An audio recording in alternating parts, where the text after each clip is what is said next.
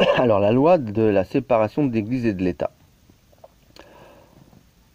En un, Jésus a fondé l'Église catholique.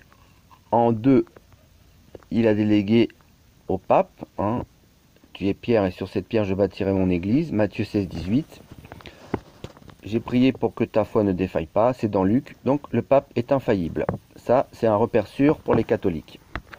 Donc la loi de la séparation de l'église et de l'État, c'est en 1905, par contre, par Gambetta, je crois, il faudra que je vérifie. Donc c'est la pire chose qui puisse arriver. Et le pape Saint Pie X l'a condamné dans deux textes. Donc en fait, on empêche le Christ, Jésus, de régner dans les institutions humaines. Tout simplement, cette loi, elle chasse Dieu du règne social de Jésus-Christ. Il faut bien comprendre que là, il y a deux cités qui s'opposent, qui se combattent. Quand j'ai appris des choses sur l'Église, ça revient souvent, c'est important. Il y a donc la cité de Dieu et la cité de Lucifer, ou la cité de Satan. Et les deux s'opposent. L'Église catholique, c'est la cité de Dieu. La franc-maçonnerie, la secte luciférienne, c'est la cité du diable. Donc nous avons deux textes infaillibles et dogmatiques de Saint Pie X, encyclique Vehementer Nos et allocution au consistoire Gravissimum. Je mettrai ça dans les liens en dessous de la vidéo dans le descriptif.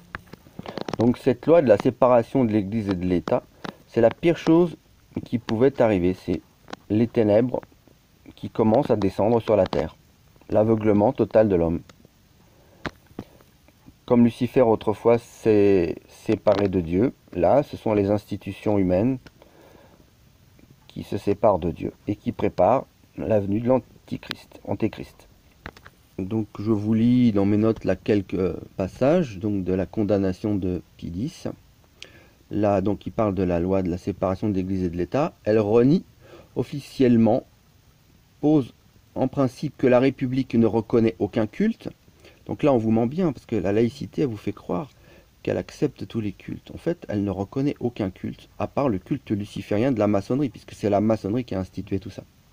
Nous réprouvons, hein, c'est le pape infaillible qui parle, et condamnons, donc c'est clair, c'est contraire à la constitution divine de l'Église, à sa liberté, je résume, ça renverse la justice, foule aux pieds les droits de propriété de l'Église, nous réprouvons et condamnons. Il n'y a pas plus clair, nous réprouvons et condamnons.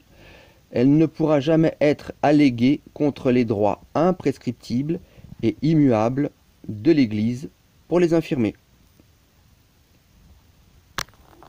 Donc, si vous voulez obéir à Jésus, obéissez au pape.